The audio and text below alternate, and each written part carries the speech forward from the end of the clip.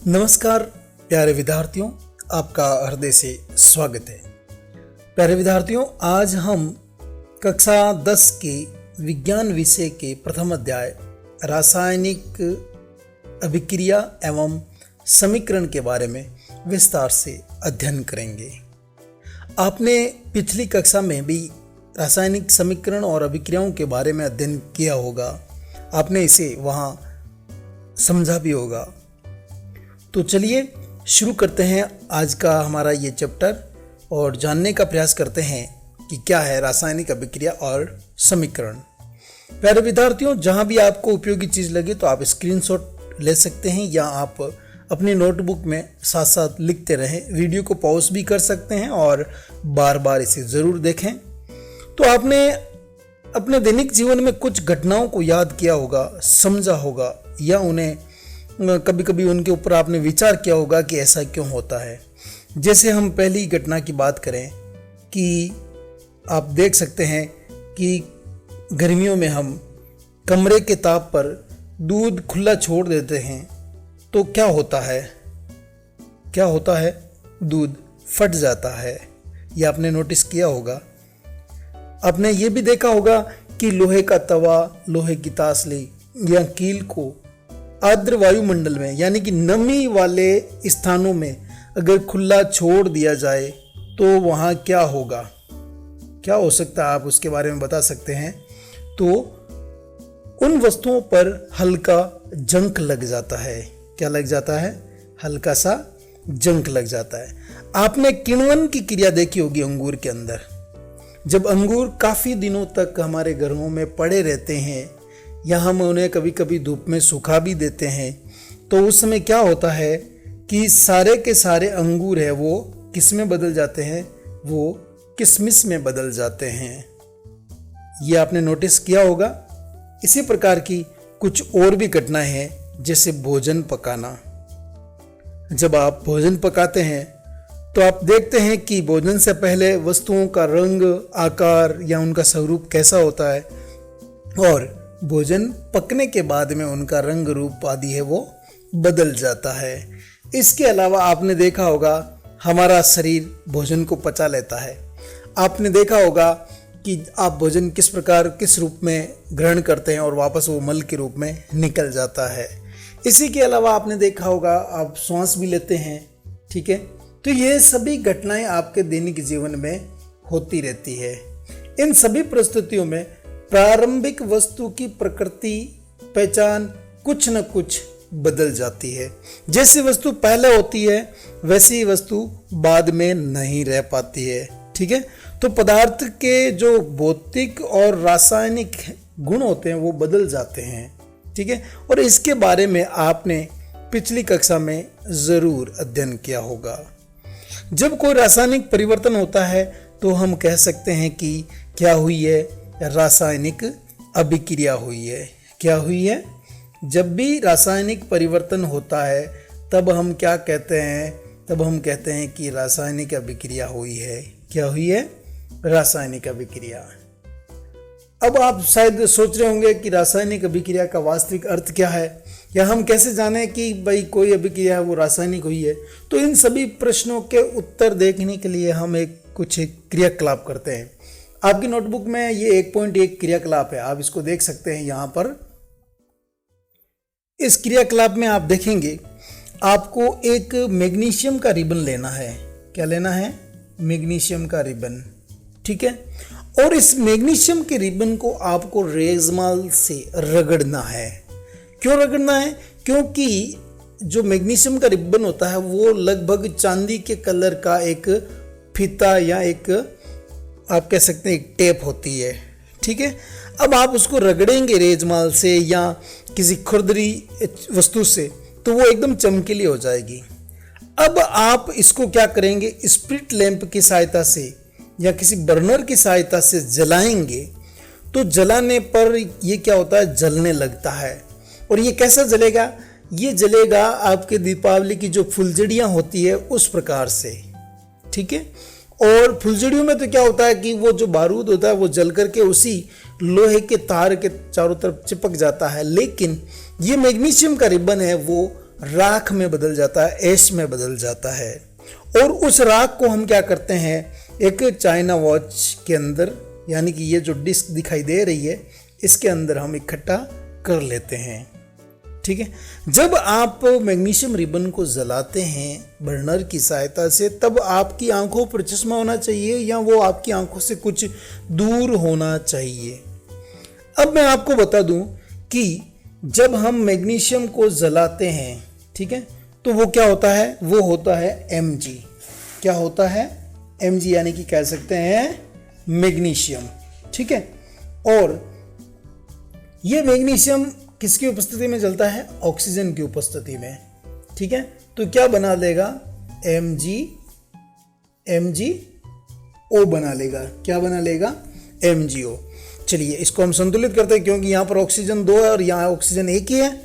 ठीक है, तब अपन क्या करते हैं, यहाँ पर कर देते हैं 2 Mg, और यहाँ पे Mg 1 है तो इसको 2 कर देते हैं, तो ये बन गया 2 MgO। ठीक है, तो वो क्या बन जाएगा, वो बन जाएगा मैग्नीशियम ऑक्साइड। जो जो राख नीचे इकट्ठा होती है वो क्या है, मैग्नीशियम ऑक्साइड। अब आपने नोटिस किया होगा, जब मैग्नीशियम का फिता ठोस अवस्था में होता है, लेकिन जब उसको जलाया जाता है तो उसका रंग बदल जाता है, वो राख बन जाता है। ठीक है, वो भंगूर सा हो जाता है, तो उसके स्वरूप में भी बदलाव आया है। ठीक है, और क्या आया, उसके रंग में भी बदलाव आया है। ठीक है, तो ये क्रियाकलाप आप अपनी कक्षा में आसानी से कर सकते हैं। ठीक है, तो वहां पर आप क्या नोटिस करते हैं कि वो चमकदार श्वेत लोह के साथ मैग्नीशियम रिबन का दहन होता है और श्वेत चूर्ण में परिवर्तित हो जाता है। ये श्वेत चूर्ण है, वो राख है। ठीक है, और ये मैग्नीशियम ऑक्साइड का चूर्ण है। इस राख को क्या कहेंगे, आपका प्रश्न पूछा जा सकता है कि जब मैग्नीशियम के रिबन को जलाया जाता है तो उत्पाद में हमें क्या मिलता है, तो वो मिलता है मैग्नीशियम ऑक्साइड। ठीक है, और वायु में उपस्थित ऑक्सीजन और मैग्नीशियम के बीच होने वाली अभिक्रिया के कारण ऐसा होता है। ठीक है, अब हमारे सामने एक और क्रियाकलाप आया है। हम इस क्रियाकलाप 1.2 को भी देखेंगे। ये 1.2 क्रियाकलाप क्या है, एक प्रणाली में हमें क्या लेना है, लीड। क्या लेना है, लीड लेना है। लीड मतलब बोले तो क्या, लीड को हम कह सकते हैं शीशा। क्या होता है, शीशा। ठीक है, और इसमें पोटेशियम आयोडाइड का घोल मिला देना है। किसका घोल, पोटेशियम आयोडाइड का। अब इस प्रक्षेपण को नोट करना है कि इस प्रक्षेपण में क्या आता है। तो यहाँ दोस्तों मैं आपको बता दूं प्यारे विद्यार्थियों कि एक तरफ तो क्या होता है, आपके पास में होता है पीबी। क्या होता है आपके पास में, पीबी। इसको आप ऐसे नोट करें, पीबी।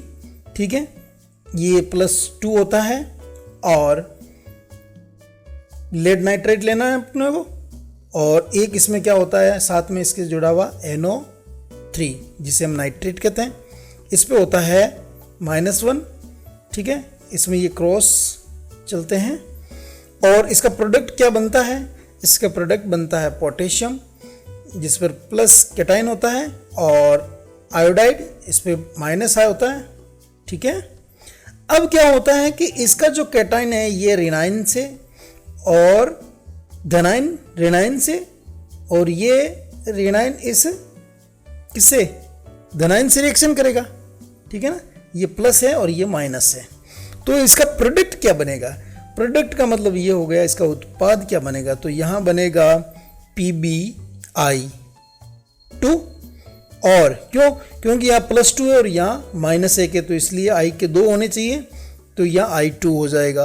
और इसके साथ ही साथ यहाँ क्या बनेगा, यहाँ 2KNO3 बनेगा। क्या बनेगा, 2KNO3। अब देखिए यहाँ मैं आपको बता दूं कि ये जो PbNO3 है, PbNO3 ये कौन सी फॉर्मस, एक्वस फॉर्मस में है, एक्वस अवस्था में है। और ये जो पोटेशियम आयोडाइड है ये भी क्या है, एक्वस है। ठीक है, जलीय विलयन में है। लेकिन यहाँ पर जो PbI2 बना है ये कौन सी अवस्था में है, ये सॉलिड है। कौन सी है, और ये कौन सी है, एक्वस, जलीय विलयन। अब यहाँ प्रश्न आता है कि ये जो प्रोडक्ट बना है इसका रंग कैसा है, तो इसका रंग होता है येलो। कैसा होता है? येलो होता है। अब आप ऐसा भी प्रश्न आ सकता है कि ये रिएक्शन कौन सी, क्योंकि हम रासायनिक अभिक्रिया पढ़ रहे हैं ना, तो यहाँ आपसे पूछ सकते हैं कि ये किस प्रकार की रासायनिक अभिक्रिया है। ठीक है, तो आप यहाँ पर कह सकते हैं कि ये डबल डिस्प्लेसमेंट रिएक्शन है। कौन सी है? यानी कि द्विविस्थापन अभिक्रिया है। ठीक है, और ये इसका क्या हो गया? बैलेंस्ड समीकरण हो गया, इसकी संतुलित समीकरण हो गया। तो यहां मैं आपको इस क्रियाकलाप को समझाने का प्रयास किया है। ये बैलेंस समीकरण कैसे बना है इसके बारे में हम अगले जो टॉपिक आएगा उसमें हम बात करेंगे। एक क्रियाकलाप दोस्तों, प्यारे विद्यार्थियों, और भी हैं कि एक शंक्वाकार फ्लास्क लेना आपको। कैसा फ्लास्क है? शंक्वाकार, जैसा कि आप चित्र में यहां देख पा रहे हैं। मैं थोड़ा इसको यहां से मिटा देता हूं, जो भी मैंने लिखा है मुझे लगता है आपने इसको नोट कर लिया होगा। तो ये शंक्वाकार फ्लास्क मैंने लिया है यहां पर, और इस शंक्वाकार फ्लास्क में आपने तनु सल्फ्यूरिक एसिड लिया है। क्या लिया है? तनु सल्फ्यूरिक एसिड। जैसा कि आप देख पा रहे हैं यहां पर तनु सल्फ्यूरिक एसिड है, और इस तनु सल्फ्यूरिक एसिड में हमको सावधानी पूर्वक क्या मिलाना है? दानेदार जिंक, दानेदार जस्ता है वो इसके अंदर मिला देना है।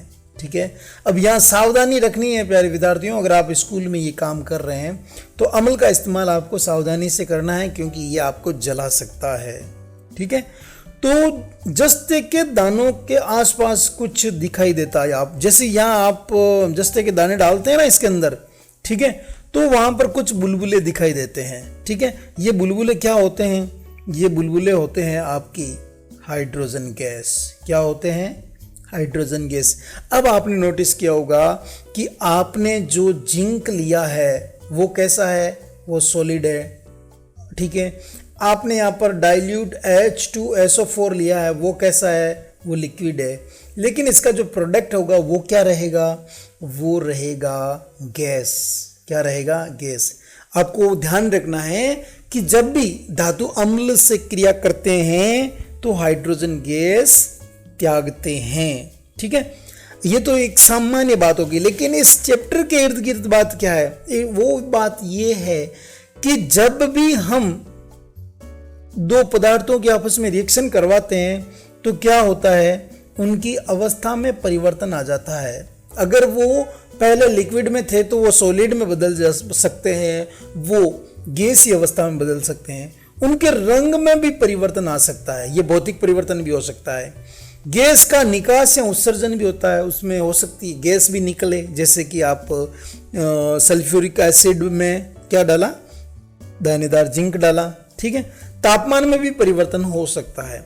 देखिए यहां पर प्यारे बच्चों एक और क्वेश्चन बनता है। वो क्वेश्चन क्या होता है कि क्या कारण है कि ये जो जिंक है ये इस हाइड्रोजन को यहां से हटा देता है?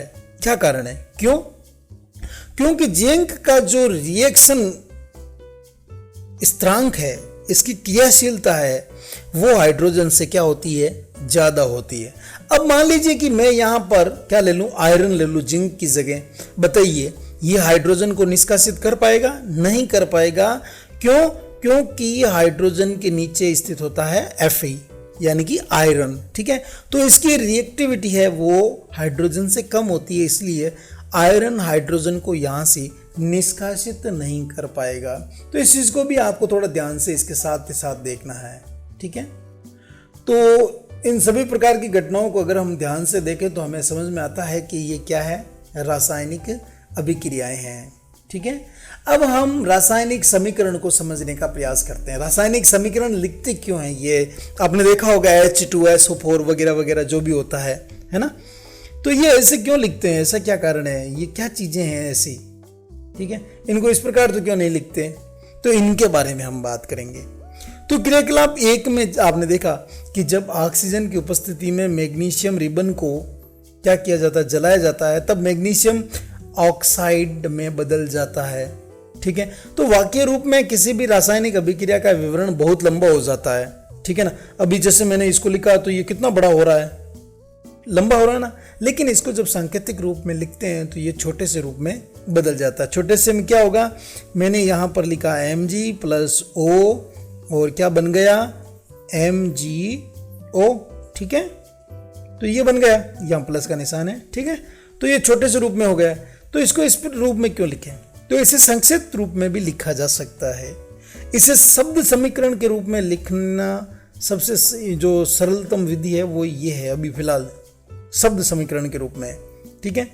तो जो ऊपर बात बताई है वो उसको अपन ऐसे मैग्नीशियम प्लस ऑक्सीजन रिएक्शन करेंगे तो तीर के निशान दिखा रहा है कि ये यहाँ बदलाव हुआ है और बदलाव के बाद उत्पाद बना है। उत्पाद क्या बना है, मैग्नीशियम ऑक्साइड बना है। क्या बना है, मैग्नीशियम ऑक्साइड। तो इसको आप इस प्रकार आसानी से समझ सकते हैं। चलिए अब मैं और आपको कुछ बताने का प्रयास करता हूँ। यहाँ पर यहाँ हम लेते हैं कि एक और घटना, देखिए मैग्नीशियम और जो ऑक्सीजन है वो ऐसे पदार्थ हैं जिनमें रासायनिक परिवर्तन होता है, ठीक है। इन्हें हम क्या कहते हैं, अभिकारक कहते हैं। क्या कहते हैं, इनको हम क्या कहेंगे, अभिकारक कहेंगे। आगे बात समझ में, ये इस तरफ के, इस एरो के इस तरफ के जो भी पदार्थ होते हैं उन्हें हम अभिकारक या रिएक्टेंट कहते हैं। क्या कहते हैं, रिएक्टेंट या अभिकारक कहते हैं। आगे बात समझ में। और इस रासायनिक अभिक्रिया के उस तरफ यानी कि इस तीर के उस तरफ जो भी पदार्थ बनता है उसे हम कहते हैं उत्पाद। ये चीज़ आपको ध्यान रखनी है।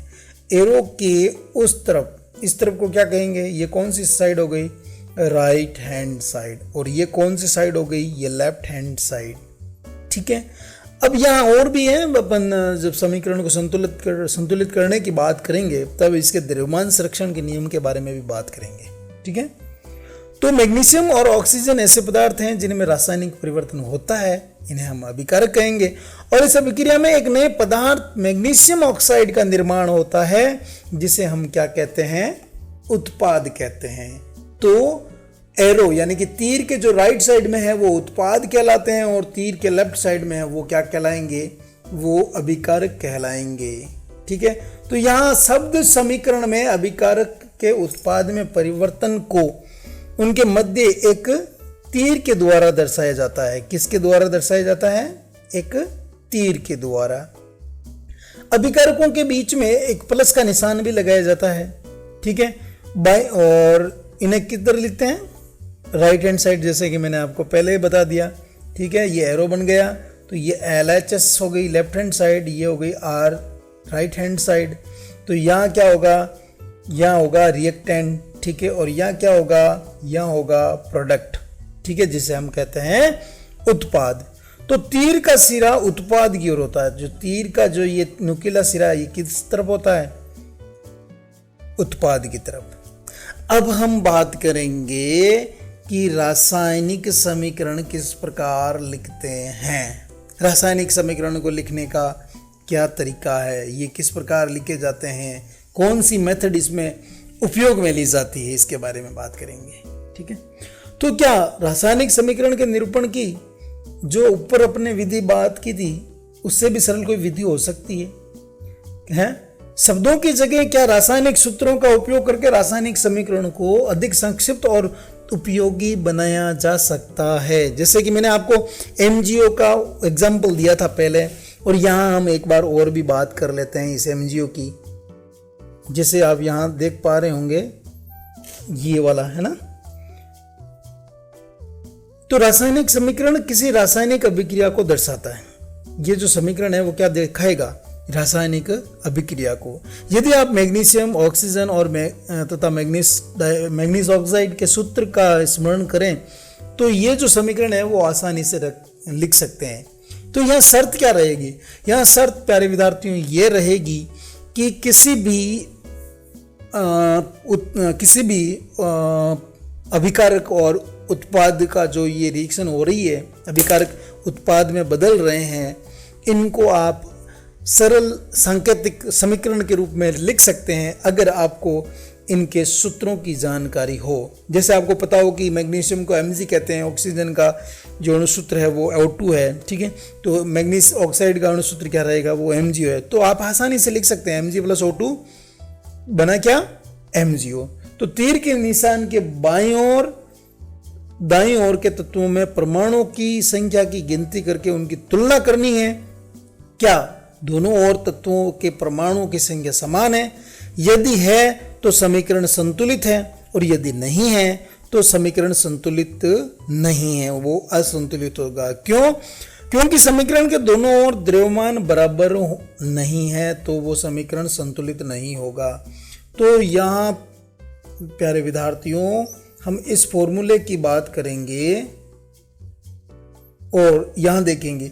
यहां आप नोट कीजिए कि Mg कितने यहाँ 1 है और यहाँ Mg कितना है, 1 है। चलो Mg बराबर हो गए, लेकिन आप इधर देखेंगे यहाँ O 1 ही है, लेकिन यहाँ O कितने हैं, 2 हैं, ठीक है। तो इनको संतुलित करना, बराबर करना है। तो द्रव्यमान संरक्षण का नियम कहता है कि अभिक्रिया के पहले और अभिक्रिया के बाद तत्वों, परमाणुओं, अणुओं की संख्या हमेशा समान होती है। द्रव्यमान का न तो नुकसान होता है और न ही निर्माण होता है, ठीक है। तो हम क्या करेंगे, यहाँ O 2 हैं तो यहाँ भी 2 करना है, इसलिए क्या करेंगे, तो यहाँ अगर ऐसे कर दो 2MgO कर दो, ठीक है। O2 आप ऐसे कर नहीं सकते क्योंकि ये MgO2 बनता नहीं है, ऐसे समझना ना, है ना। तो ये ऐसे बनता नहीं है, तो आप क्या करेंगे, यहाँ 2 लगा देंगे, ठीक है। और इस O2 को हमें क्या कर देना है, हटा देना है, ठीक है। तो 2MgO2 प्लस क्या बन जाएगा, 2MgO, यानी कि मैग्नीस ऑक्साइड, मैग्नीशियम ऑक्साइड बन जाएगा। तो किसी अभिक्रिया का ऐसा समीकरण, ऐसा रासायनिक समीकरण ढांचा रासायनिक समीकरण ही कहलाएगा। जैसे ये जो दिखाई दे रहा है ना, इसको हम क्या कहेंगे, रासायनिक समीकरण कहेंगे। यहाँ पर क्या रहेगा, एक तो परमाणु, एक अणु, इनकी संख्या इस तीर के इस तरफ और उस तरफ क्या रहेगी, हमेशा समान रहेगी। क्या रहेगी, समान। तो इसे हम क्या कहते हैं, इसे हम कहते हैं द्रव्यमान संरक्षण का नियम, द्रव्यमान संरक्षण का नियम कहेंगे, ठीक है। तो रासायनिक समीकरण लिखना आपको एक सिंपली तौर पे आ चुका है, ठीक है। और ज़्यादा इसको विस्तार से हम आगे और समझने का प्रयास करेंगे। आपको मैं पूरा बताऊंगा कि 2Mg क्यों लिखा, O2 क्यों लिखा, यहाँ पर पीछे O2 क्यों नहीं आया, ये हम आगे स्टेप बाय स्टेप समझेंगे। लेकिन सिंपल तरीके से हम यहाँ पर इनका लिखने की प्रक्रिया है उसको समझने का प्रयास करेंगे। अब हम बात करेंगे संतुलित रासायनिक समीकरण का महत्व क्या है, क्यों लिखा जाता है संतुलित रासायनिक समीकरण, तो इसके बारे में भी हम बात करेंगे। संतुलित रासायनिक समीकरण का महत्व, आपको द्रव्यमान संरक्षण का नियम तो पता ही होगा, आपने कक्षा 8 कक्षा 9 में इसके बारे में बिल्कुल ध्यान से समझा होगा उसे। उसमें बताया गया था कि किसी भी रासायनिक अभिक्रिया में द्रव्यमान का न तो निर्माण होता है और न ही विनाश होता है, यानी कि जितना पदार्थ पहले था उसकी रिएक्शन हो गई तो रिएक्शन के बाद में भी वो पदार्थ उतना ही होगा। सिर्फ परिवर्तन ये होगा कि उसकी अवस्था बदल सकती है, उसका रंग रूप बदल सकता है, ठीक है, और उसमें से गैस वगैरह निकल सकती है। तो ये कुछ भौतिक ऐसे परिवर्तन उसमें हो सकते हैं, उसमें रासायनिक परिवर्तन हो सकते हैं, लेकिन द्रव्यमान में कोई परिवर्तन नहीं होगा। यानी कि कह सकते हैं कि किसी भी रासायनिक अभिक्रिया के उत्पाद तत्वों का जो कुल द्रव्यमान होता है वही का वही द्रव्यमान क्या रहेगा, किसका रहेगा, अभिकारक तत्वों का जो द्रव्यमान होगा वही का वही उत्पाद तत्वों का द्रव्यमान होगा। तो जितना अणुभार या अणुओं की संख्या या परमाणुओं की संख्या अभिकारकों की है उतनी ही किसकी रहेगी, उत्पादों की रहेगी। इस बात को आपको थोड़ा गांठ बांध लेना है। और अगर अपन अन्य शब्दों में कहें तो परमाणुओं और अणुओं की संख्या उत्पादों और अभिकारकों में समान होती है। इसीलिए हम क्या करते हैं, कंकाली समीकरण को संतुलित करना हमारे लिए आवश्यक होता है। ठीक है, जैसे मैंने आपको mg और o वाला बताया है, तो ऐसा आपने वहां समझ लिया। ठीक है, अब आप यहाँ जो क्रियाकलाप मैंने 1.3 आपको बताया शब्द समीकरण वाला, उसको हम यहाँ पर थोड़ा सरल करके उसको संतुलित करके लिखने का प्रयास करेंगे। यहाँ आप देखिए, नोट कीजिएगा क्या है, जिंक है वो तनु सल्फ्यूरिक अम्ल में डाला जाता है तो क्या बनता है, ZnSO4 बनता है, और जिंक क्या करता है, हाइड्रोजन को यहाँ से रिप्लेस कर देता है। ठीक है, तो हाइड्रोजन गैस है वो यहाँ से निकल जाती है।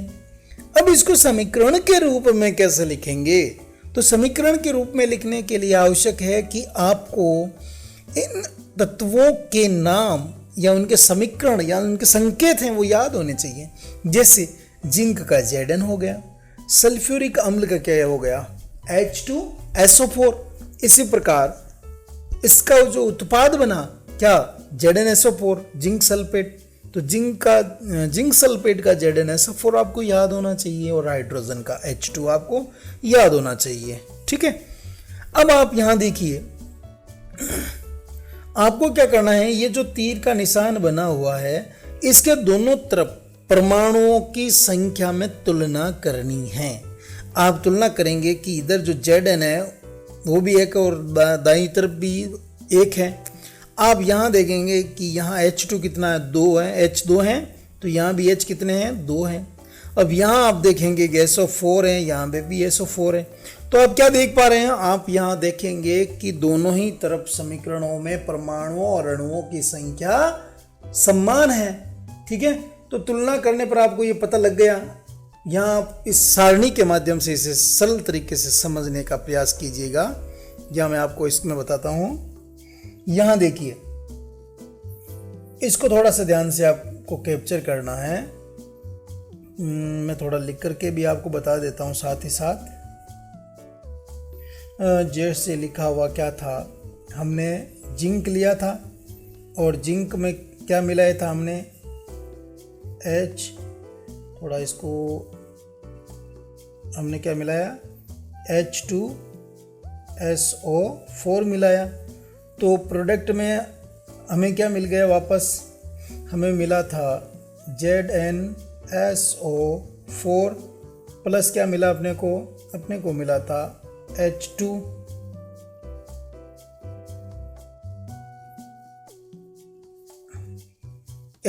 ठीक है, अब यहाँ इस तरफ के और इस तरफ के अलग अलग आपको परमाणुओं की संख्या लिखनी है।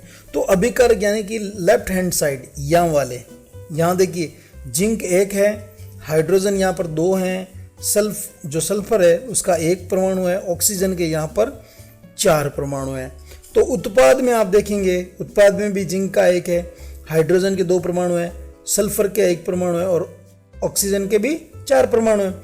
तो तीर के निशान के दोनों ओर प्रत्येक तत्व के परमाणुओं की संख्या समान है। इसलिए ये जो समीकरण है इसे हम संतुलित रासायनिक समीकरण कहेंगे। उत्पाद में और अभिकारक में परमाणुओं या अणुओं की संख्या जब समान हो तो हम कहेंगे कि ये समीकरण क्या है, संतुलित है। चलिए, यहां पर तो क्या हुआ था कि जो सबस्क्रिप्ट थे यानी कि ये वाले, ये लगभग सभी जगह समान थे, इसलिए ज़्यादा हमें पेचीदगी या कठिनाई महसूस नहीं हुई। हम इस समीकरण को संतुलित करने की एक प्रोसेस लेते हैं और स्टेप बाय स्टेप इसे समझने का प्रयास करते हैं। ठीक है, तो हम एक समीकरण लेते हैं, आयरन को जल से रिएक्शन कराएंगे तो फेरिक ऑक्साइड बनेगा और हाइड्रोजन गैस है वो वहां से निकल जाएगी।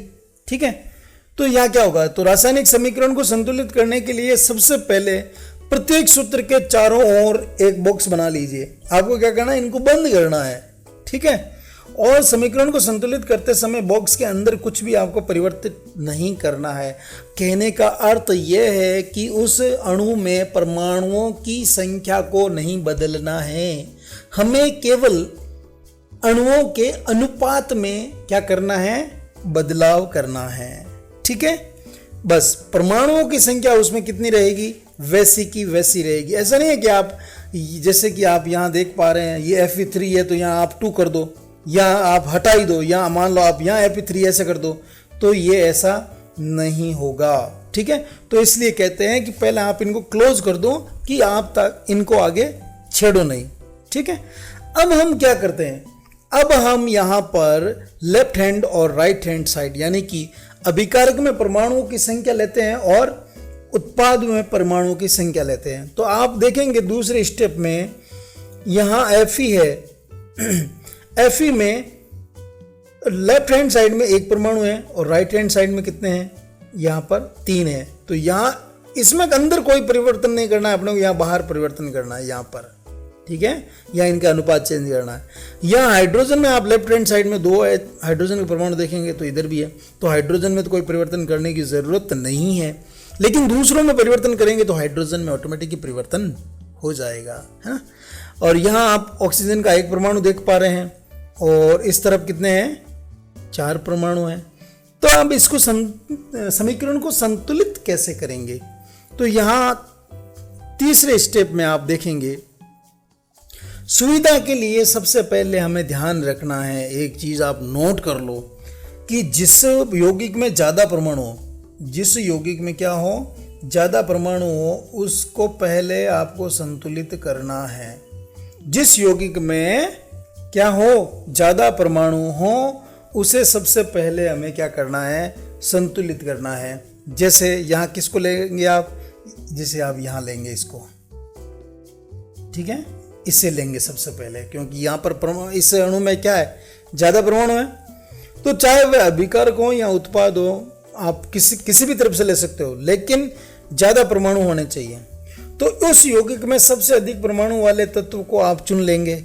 ठीक है, इस आधार पर हमने किसको चुना, हमने Fe3O4 को चुना और इसके ऑक्सीजन तत्व को चुनते हैं। अब यहाँ पर सबसे पहले किसको चुनते हैं, ऑक्सीजन तत्व को चुनते हैं। दाईं ओर ऑक्सीजन के 4 परमाणु हैं, जबकि बाईं ओर कितने हैं, 1 है।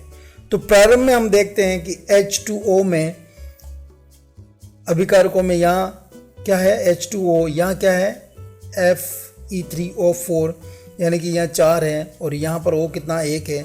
तो यहाँ O को कितना करना, 4 करना है। ठीक है, तो इसको 4 से गुणा कर दो तो क्या हो गया, ये H2 हो गया। अब इस यहाँ पर आप देखेंगे कितने 4 हैं और यहाँ पे कितना 1 है, तो यहाँ आप क्या करेंगे, इसको 4 से गुणा कर देंगे। ठीक है, तो ये क्या बन जाएगा, 4H2O बन जाएगा। क्या बन जाएगा, 4H2O। चलो ये तो हमने समीकरण यहाँ पर देख लिया। ठीक है, आगे बढ़ते हैं। यह याद रखना आवश्यक है कि परमाणुओं की संख्या को बराबर करने के लिए हमें अभिक्रिया में शामिल तत्वों और यौगिकों के सूत्र को नहीं बदलना है। आप ऐसे नहीं कर सकते H3O कर दो, है ना, या आप H2O4 कर दो, तो ऐसा आप नहीं कर सकते हैं, ध्यान रखें। ठीक है, उसके अणुसूत्र में कोई, उसके जो यौगिक का अणुसूत्र है उसमें कोई बदलाव भी नहीं होगा। इसको आपको थोड़ा नोट करके रखना है।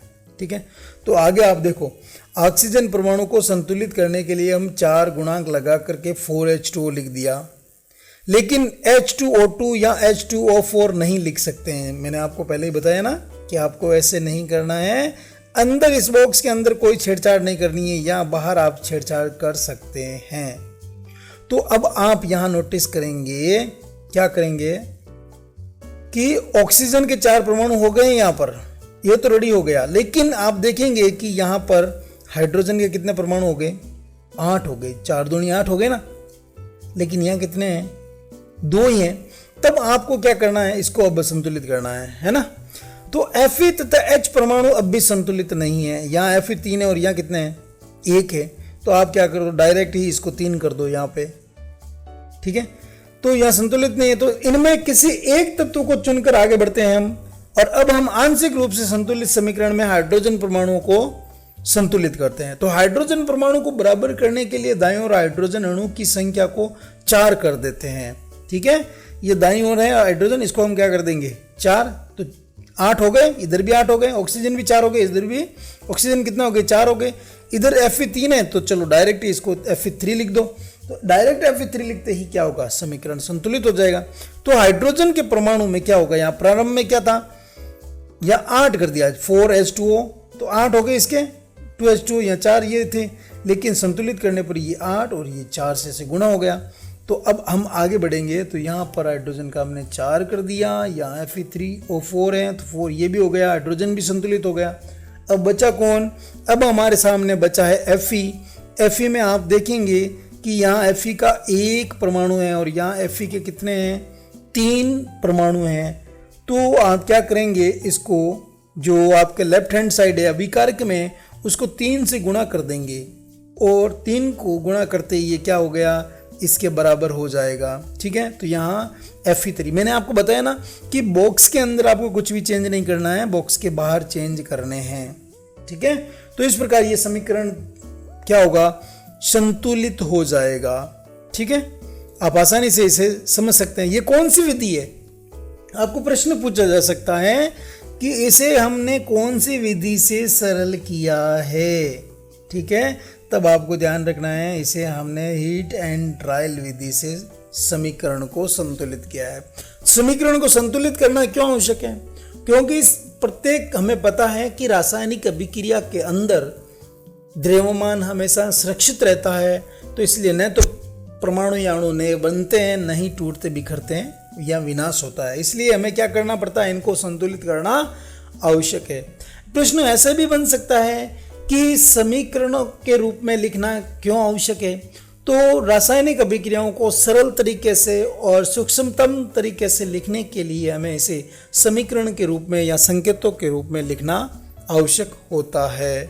ठीक है, तो इस प्रकार आपने रासायनिक समीकरण क्या हैं, ठीक है, इनको कैसे लिखा जाता है, संतुलित कैसे किया जाता है, इनके बारे में आपने एक ऊपरी तौर पर आपने समझने का प्रयास किया है। अगला हमारा जो टॉपिक रहेगा वो टॉपिक कौन सा रहेगा, हमारी रासायनिक अभिक्रियाओं के प्रकार के बारे में बात करेंगे। ठीक है, तो अब हम, ये तो हो गया सिंपल ही अणुओं परमाणुओं की संख्या, लेकिन अब यहाँ एक बात और हो गई हमारे सामने, वो क्या है, इनकी भौतिक अवस्था। ठीक है, जैसे आप देखा होगा, मैंने पहले भी आपको बताया था, लिक्विड था, सॉलिड हो गया, है ना। तो भौतिक अवस्थाओं के रूप को लिखना भी हमारे लिए ज़रूरी होता है। आपने नोट किया होगा, देखा होगा, सॉलिड लिखा होता है, एल लिखा हुआ था लिक्विड के लिए, एक्वस लिखा हुआ होता है जली विलीन के लिए या जल के घोल के रूप में, सॉलिड भी होता है ना।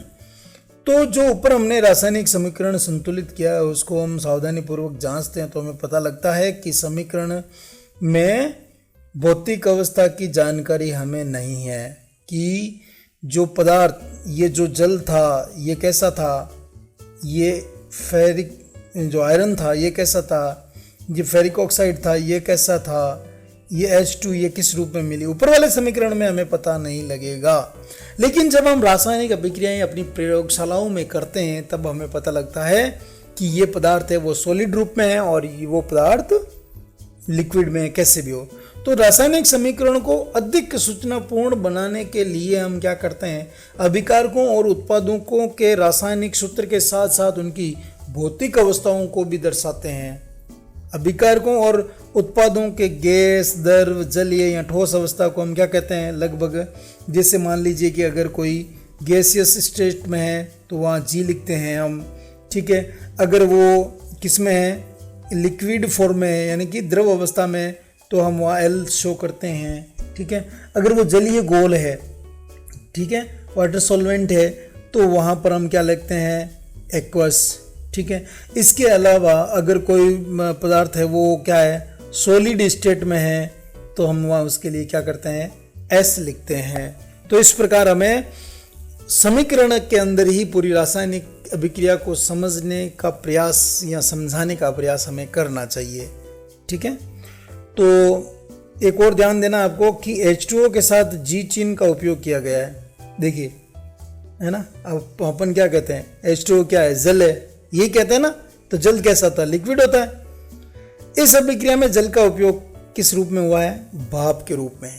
अब जब आप प्रयोगशाला में ये रिएक्शन करेंगे तब आपको पता लगेगा कि यहाँ पे क्या था, तो हम क्या करते हैं, लोहे के ऊपर भाप गुजारते हैं, तो भाप गुजारते वो फेरिक ऑक्साइड में बदल जाता है और वहां से हमें क्या मिलती है, हाइड्रोजन गैस मिलती है। ठीक है ना। तो पता लगा कि नहीं लगा कुछ आपको? अब आप यहां देख सकते हैं कभी कभी अभिक्रियाओं की परिस्थिति जैसे ताप, दाब या उत्प्रेरक को भी शो करते हैं। जैसे यहाँ बताया 340 एटमॉस्फेयर। ठीक है। यहाँ हमने ये भी बताया सूर्य के प्रकाश की उपस्थिति में क्लोरोफिल के साथ। ठीक है। तो यहाँ एक्वस आया है, यहाँ पे ये एल है, लिक्विड है ना। इस प्रकार ये एक्वस है, ये लिक्विड अवस्था में। तो यहाँ पर जल था, वो लिक्विड अवस्था में था, तो इसलिए एल लिखा। यहाँ पर जल था, वो किस रूप में था, वो वेपोरेशन के रूप में था। किसके रूप में था? वेपोरेशन के रूप में, यानी कि कह सकते हैं भाप के रूप में। ठीक है।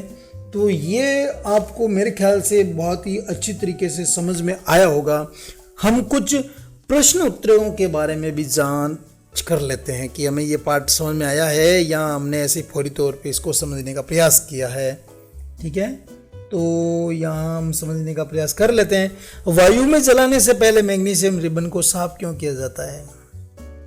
तो इसका उत्तर यह है कि जो मैग्नीशियम का रिबन होता है वो ऑक्सीजन से क्रिया करके मैग्नीज ऑक्साइड बना लेता है, इसलिए उस मैग्नीशियम ऑक्साइड में से उसे मैग्नीशियम में कन्वर्ट करने के लिए क्या करते हैं, उसको रेगमाल से रगड़ते हैं, साफ करते हैं, ताकि वो आसानी से जल जाए। ठीक है। रासायनिक अभिक्रियाओं के संतुलित समीकरण, तो यहाँ H+Cl और हाइड्रोक्लोराइड बना है, तो इसको आप संतुलित करेंगे, खुद देखेंगे किस प्रकार है। ठीक है। Barium chloride aluminium sulphate reaction करते हैं तो बेरियम सल्फेट और एल्यूमिनियम क्लोराइड बनते हैं। ये किस प्रकार बनेंगे? इसके अलावा है सोडियम और जल, ये क्रिया करके सोडियम हाइड्रोक्साइड और हाइड्रोजन बनाते हैं। ये किस प्रकार बनते हैं? इसका समीकरण आपको संतुलित करना है। निम्नलिखित रासायनिक अभिक्रियाओं में उनकी अवस्थाओं के संकेतों के साथ रासायनिक समीकरण लिखना है। ठीक है। तो ये आपका होमवर्क है। ठीक है। आपको क्या करना है, ये जो आपके होमवर्क है इनके जो समीकरण है वो आपको कमेंट बॉक्स में लिखना है। ठीक है। वीडियो के कमेंट बॉक्स में आपको नोट करना है। ठीक है। ताकि मुझे पता लगे कि किस किस ने ये सही किया है। चलिए अब हम बात करेंगे अगले टॉपिक के बारे में। तो हमारा ये जो टॉपिक है मैं आपको बहुत ही विस्तार तरीके से बताऊंगा और अंत में आपके जो एक प्रश्न है, जैसे ये प्रश्न भी क्यों ना हो, मैं सारे के सारे प्रश्न भी आपको सोल्व करके बहुत आसान तरीके से समझाने का प्रयास करूंगा। प्यारे विद्यार्थियों, आपको एक बात हमेशा ध्यान रखनी है अपनी कक्षा अध्यापक से या अपने विषय अध्यापक से, आपके जो क्रियाकलाप है चाहे वो किसी भी विषय में क्यों ना हो, क्रियाकलाप को आप अपनी कक्षा में प्रैक्टिकली ज़रूर करें, उनको ज़रूर समझें, तभी आपको ये पाठ समझ में आएगा। किसी भी पाठ को रटने की ज़रूरत नहीं है, आप आसानी से उसे समझ सकते हैं। तो प्यारे विद्यार्थियों, अब हम बात करेंगे रासायनिक अभिक्रियाओं के प्रकार के बारे में कि इनके कौन कौन से प्रकार हैं। तो अभिक्रियाओं के प्रकार तो आपने कक्षा 9 में पहले ही अध्ययन कर चुके हैं कि रासायनिक क्रियाओं के समय किसी एक तत्व का परमाणु दूसरे तत्व के परमाणु में बदलता नहीं है। इस चीज़ का आपको ध्यान रखना है कि रासायनिक अभिक्रियाओं में क्या होता है, एक तत्व का परमाणु दूसरे तत्व के परमाणु में बदलता नहीं है और न ही कोई परमाणु मिश्रण से बाहर जाता है और न ही बाहर से मिश्रण में आता है। ठीक है। और वास्तव में होता है क्या है कि किसी भी रासायनिक अभिक्रिया में परमाणुओं के आपसी आबंध के टूटने एवं जुड़ने से नए पदार्थों का निर्माण होता है। तो इस चीज़ को आपको थोड़ा नोट डाउन कर लेना है कि वास्तव में रासायनिक अभिक्रिया के अंदर होता क्या है। ठीक है। तो ये चीज़ें आपको थोड़ी ध्यान रखनी है, इसको आप चाहें तो नोट भी कर सकते हैं। ठीक है। तो श्योर इसको आप नोट कर लीजिएगा। अब हम रासायनिक अभिक्रियाओं के पहले प्रकार के रूप में बात करेंगे संयोजन अभिक्रिया की। संयोजन अभिक्रिया क्या है और किस आधार पर इसका नाम संयोजन रखा गया है और इसका एक एक्सपेरिमेंट है वो भी हम यहाँ समझेंगे। तो एक बीकर है, बीकर में हम क्या लेंगे? कैल्शियम ऑक्साइड लेंगे। क्या लेंगे? Calcium oxide. या कह सकते हैं, या यहाँ पे देखिए, तथा बिना बुझा, ये जो लाइन है ये लाइन थोड़ी इनकरेक्ट है, इसको करेक्ट करने की ज़रूरत है। ठीक है, केवल एक ही चीज़ लेनी है, कैल्शियम ऑक्साइड। ठीक है, कैल्शियम ऑक्साइड जैसे मैंने इस बीकर में ले लिया है। ठीक है, इस बीकर के अंदर कैल्शियम ऑक्साइड मैंने ले लिया है और इसके अंदर मैंने क्या डाल दिया है? जल डाल दिया है, पानी। ठीक है, अब मैंने क्या किया, थोड़े समय के लिए इसको रख दिया और कुछ समय बाद मैं जब इस बीकर की सतह को यहाँ से छूंगा, टच करूंगा, तो मुझे एहसास होगा कि बीकर की सतह है वो गर्म हो गई है। गर्म क्यों हुई है?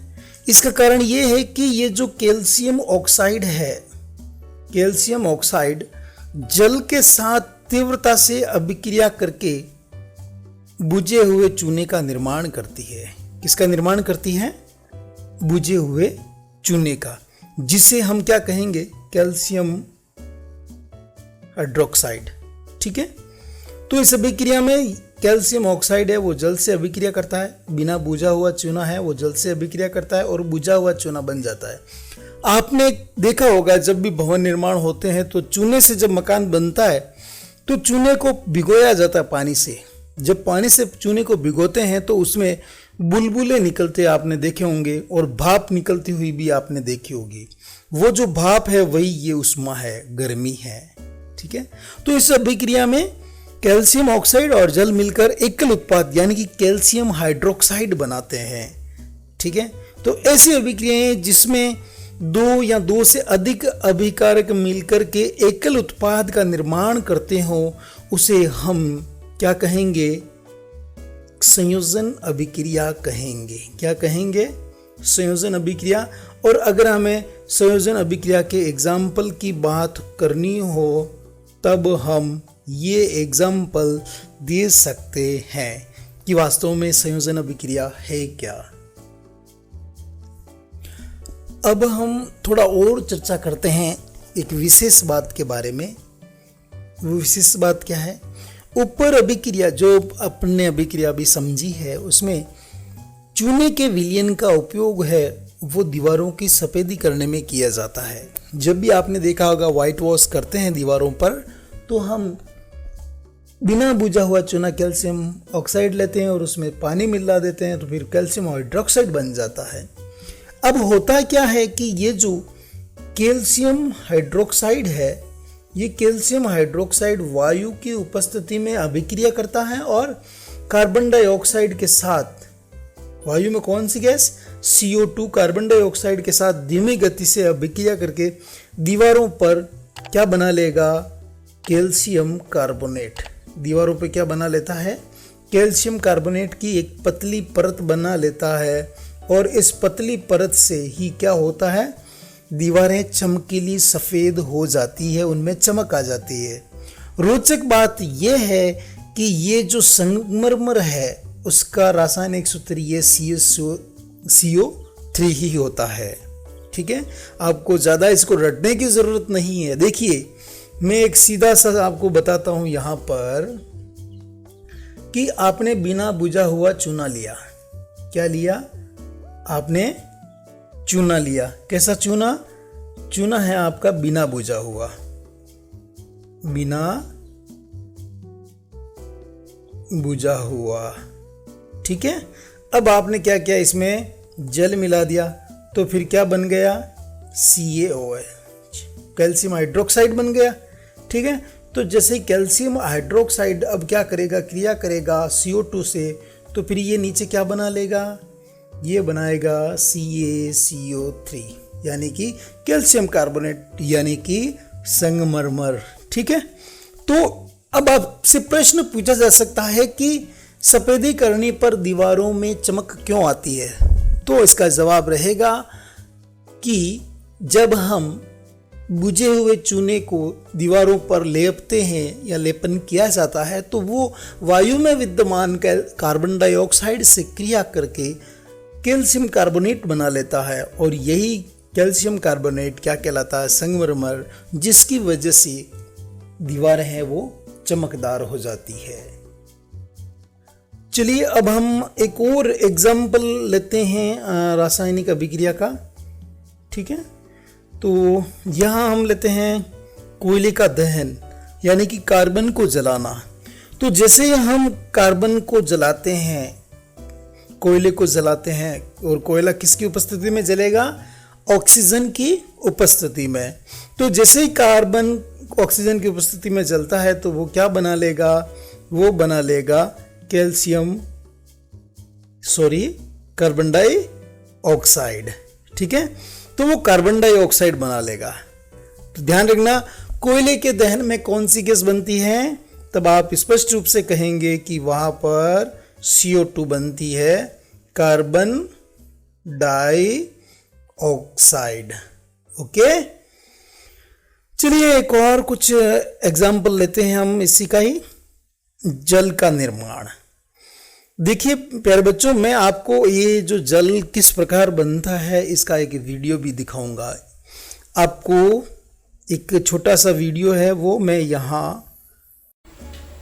हम ऑक्सीजन और हाइड्रोजन से भरी हुई 2 बोतलें बर्नर के पास लेके जाते हैं, तो उनमें विस्फोट के साथ रिएक्शन होती है और बोतल की सतह के ऊपर जल की बूंदें एकत्रित हो जाती है, जिन्हें आप देख सकते हैं। अब यहाँ पर हमें पता है कि हाइड्रोजन का एक अणु है और ऑक्सीजन का एक अणु है, तो इनमें रिएक्शन नहीं होगी, इसलिए हम हाइड्रोजन के कितने अणु लेंगे? हम हाइड्रोजन गैस के 2 अणु लेंगे और ऑक्सीजन का एक अणु लेकर के रिएक्शन होगी तो जल का निर्माण होगा। तो सरल शब्दों में हम कह सकते हैं कि जब 2 या क्या कहेंगे, जब 2 या 2 से अधिक पदार्थ, जिसमें तत्व या यौगिक कह सकते हैं, संयोग करके एकल उत्पाद का निर्माण करते हैं, ऐसी अभिक्रियाओं को हम संयोजन अभिक्रिया कहेंगे। तो ये डेफिनेशन है। तो कक्षा 10th के लिए सीधी सी बात है कि आपको एक डेफिनेशन ध्यान में रहनी चाहिए। इसके कम से कम 3-4 आपको एग्जाम्पल याद होने चाहिए कि कौन कौन से एग्जाम्पल हैं जो संयोजन अभिक्रिया को शो करते हों। प्यारे बच्चों, हम एक और भी रिएक्शन है उसका प्रकार भी हम साथ ही साथ देखेंगे। हमने देखा था कि जब कैल्शियम ऑक्साइड के अंदर जल मिलाया तो वहाँ ऊष्मा उत्पन्न हुई थी। ठीक है, तो इससे क्या हुआ था कि अभिक्रिया का जो मिश्रण है वो गर्म हो गया था।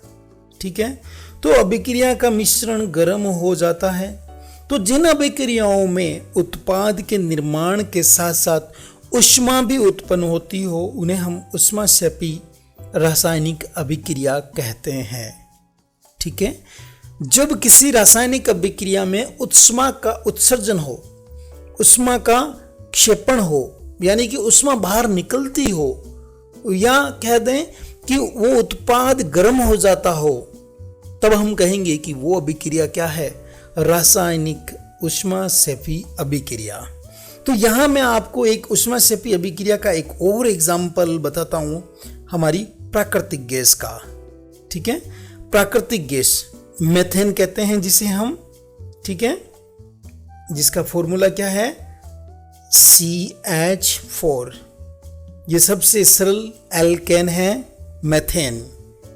ठीक है, अब इसमें क्या होता है, यहाँ मैं आपको एक और इसका मेथेन गैस के जलने का भी वीडियो में शो करूँगा आपको। इस वीडियो को भी आप यहाँ ज़रूर देखें। चलिए, तो मेथेन में क्या होता है? यहाँ पर मेथेन गैस है वो, देखिए कोई भी चीज़ हो, कोई भी वस्तु हो, हमेशा ऑक्सीजन की उपस्थिति में ही जलती है। तो यहाँ पर जो प्राकृतिक गैस मीथेन है, मीथेन जो अपने LPG गैसें होती है ना, वही, तो ये ऑक्सीजन की उपस्थिति में जलती है। ठीक है, तो क्या बनाएगी? एक तो ये कार्बन डाइऑक्साइड बना लेगी। क्या बना लेगी? Carbon dioxide. और एक ये जल का निर्माण भी कर लेगी। क्या करेगी? जल का निर्माण। और इसके साथ में क्या उत्सर्जित होगी? ऊर्जा। ठीक है, तो अपन कार्बन का दहन या कोयले का दहन ले सकते हैं, जो ऊष्माक्षेपी अभिक्रिया का उदाहरण है। प्राकृतिक गैस का दहन ले सकते हैं, वो भी किसका उदाहरण है? ऊष्माक्षेपी अभिक्रिया का। ठीक है, इसके अलावा मैं आपको बता दूं कि जब हम श्वसन की क्रिया करते हैं तो श्वसन भी क्या है? एक ऊष्माक्षेपी अभिक्रिया है। ठीक है। इसमें भी क्या होता है, ऊष्मा निकलती है, या हम कह सकते हैं इसमें भी ऊर्जा निकलती है। हम सभी जानते हैं कि जीवित रहने के लिए हमें किसकी आवश्यकता होती है, हमें ऊर्जा की आवश्यकता होती है। अगर ऊर्जा नहीं मिलेगी तो हम जीवित नहीं रह पाएंगे। और ये ऊर्जा हमें कहाँ से मिलती है, भोजन से। पाचन क्रिया के समय जो खाद्य पदार्थ हैं वो छोटे छोटे टुकड़ों में टूट जाते हैं और जैसे चावल, आलू, ब्रेड में क्या होता है, कार्बोहाइड्रेट होता है। इन कार्बोहाइड्रेट के टूटने से ग्लूकोज प्राप्त होता है। ठीक है, कार्बोहाइड्रेट किस में टूटेगा, ग्लूकोज में। ठीक है, और ये ग्लूकोज क्या करता है, हमारे शरीर की कोशिकाओं में उपस्थित ऑक्सीजन से मिलकर के हमें क्या बनाता है, ऊर्जा प्रदान करता है। और ये ऊर्जा किस प्रकार निर्माण होती है, इसका अध्ययन हम हमारी कक्षा 6 जो अध्ययन 6 अध्याय उसमें हम बात करेंगे विस्तार से। यहाँ आप सिंपली इसको समझ सकते हैं कि ये रिएक्शन किस प्रकार हुई है। ठीक है, तो यहाँ देखिए ग्लूकोज है, ये 6 अणु ऑक्सीजन से अभिक्रिया करता है और कार्बन डाइऑक्साइड इसमें प्रोडक्ट बनता है और एक जल निकल जाता है और ऊर्जा हमें प्राप्त होती है। ये ऊर्जा हमें यहाँ ट्राइफॉस्फेट के रूप में प्राप्त होती है। जैसा कि आप इस अध्ययन को जब उस समय पढ़ेंगे तब इसके बारे में हम विस्तार से बात करेंगे।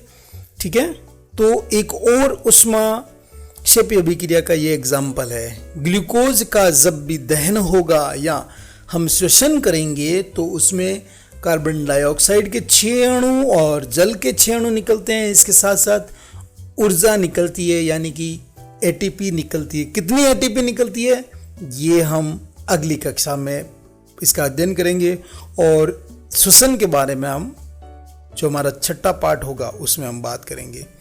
एक और क्रियाकलाप भी हम साथ में करेंगे।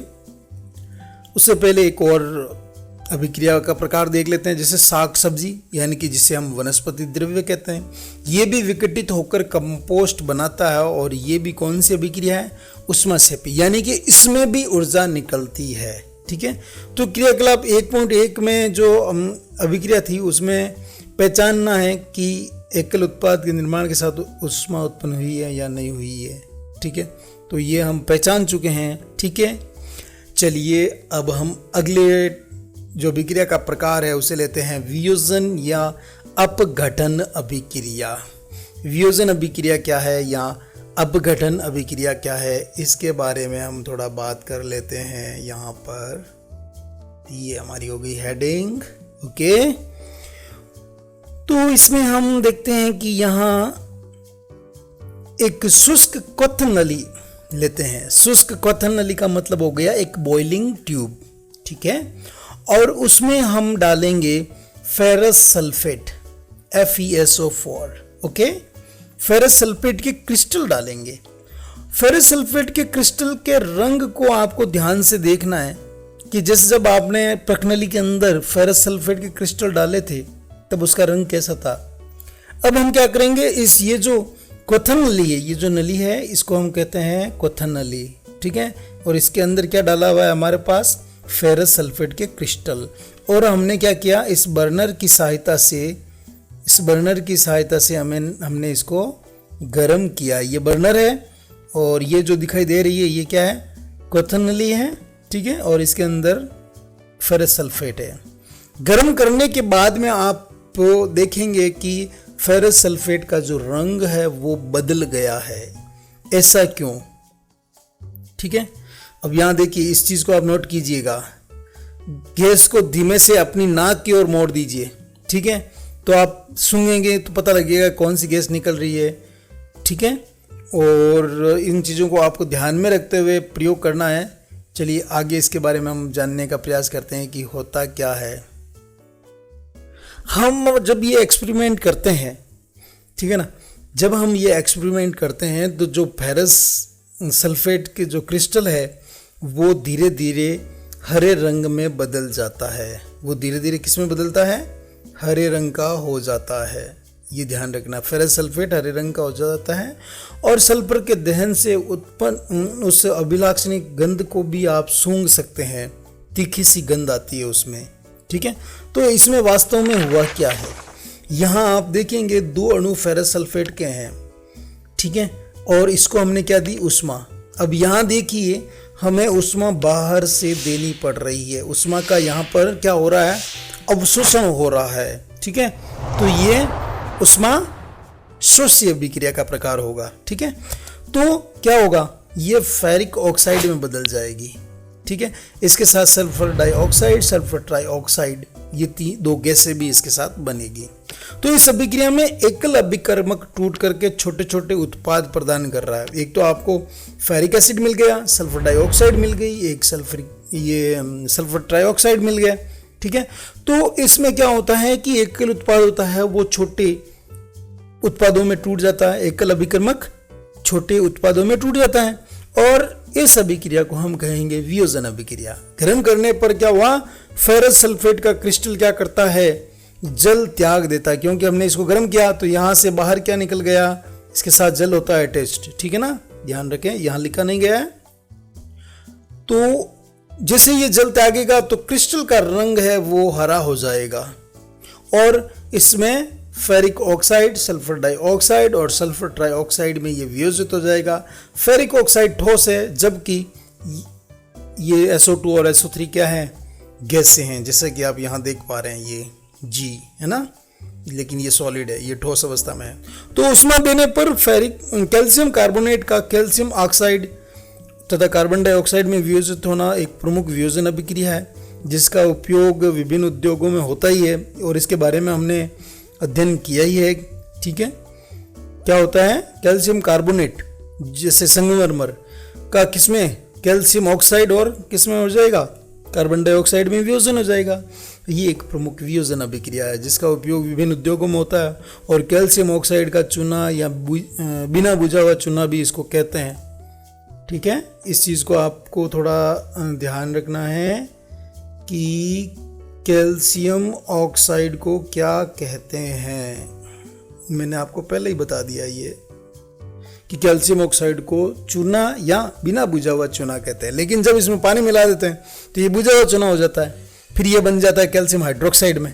ठीक है, तो जो ये कैल्शियम ऑक्साइड है इसका उपयोग है वो सीमेंट उद्योग में ज़्यादा होता है, और इस वियोजन अभिक्रिया को हम उष्मीय वियोजन अभिक्रिया कहेंगे। कौन सी वियोजन अभिक्रिया कहेंगे, उष्मीय वियोजन अभिक्रिया, क्योंकि इसमें बाहर से हमें क्या देनी पड़ रही है, उष्मा, जिसके कारण ये वियोजित होती है फेरिक ऑक्साइड और सल्फर डाइऑक्साइड और सल्फर ट्राइऑक्साइड। अब आपको पूछा जा सकता है कि रंग क्यों बदलता है, तो इसका कारण है कि फेरस सल्फेट के क्रिस्टल हैं वो जल त्याग देते हैं, और जैसे ही जल त्यागते हैं तो उनका रंग हरा हो जाता है। ठीक है, तो इस चीज को आपको थोड़ा ध्यान रखना है। अब हम थोड़ा इस रिएक्शन को समझ लेते हैं। यहाँ आप देख पा रहे होंगे कैल्शियम कार्बोनेट है, और इसको जब हम उष्मा दे रहे हैं, ठीक है, तो ये बुझे हुए चूने यानी कि कैल्शियम ऑक्साइड और कार्बन डाइऑक्साइड गैस में बदल जा रहा है। ठीक है, तो हम यहाँ उष्मीय वियोजन अभिक्रिया का एक और एग्जाम्पल है वो क्रियाकलाप के माध्यम से समझने का प्रयास करते हैं। क्रियाकलाप आपकी पुस्तक में 1.6 दे रखा है, बहुत ही सिंपल सा है। आपको क्या करना है कि ये जो बॉइलिंग ट्यूब दे रखी है, ठीक है, इस बॉइलिंग ट्यूब के अंदर आपको क्या लेना है, लेड नाइट्रेट लेना है। क्या लेना है आपको, lead nitrate. Okay, lead nitrate का चूर्ण होता है, और चिमटे से हम क्या करेंगे, इस बॉइलिंग ट्यूब को, क्वथन नली को पकड़ लेंगे और बर्नर की सहायता से गर्म करेंगे। तो गर्म करने पर इसमें क्या परिवर्तन होता है वो हम समझने का प्रयास यहाँ करेंगे।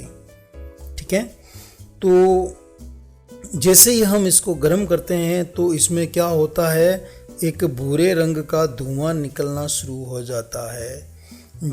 आप ये एक्सपेरिमेंट अगर अपनी क्लास में करेंगे तो आपको पता होगा, लगेगा कि भूरे रंग का धुआं निकलता है या नहीं।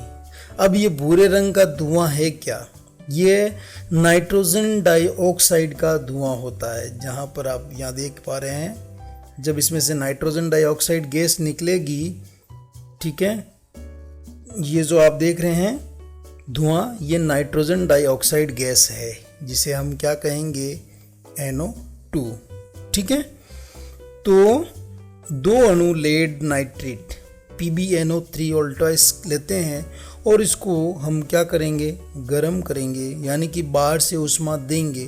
तो ये कौन सी अभिक्रिया हो गई, तो यहाँ आप लिख सकते हैं ये ऊष्मा शोषी अभिक्रिया हो गई। ठीक है, कौन सी अभिक्रिया हो गई, ऊष्मा शोषी। और फिर यहाँ ऑक्सीजन भी निकल रही है।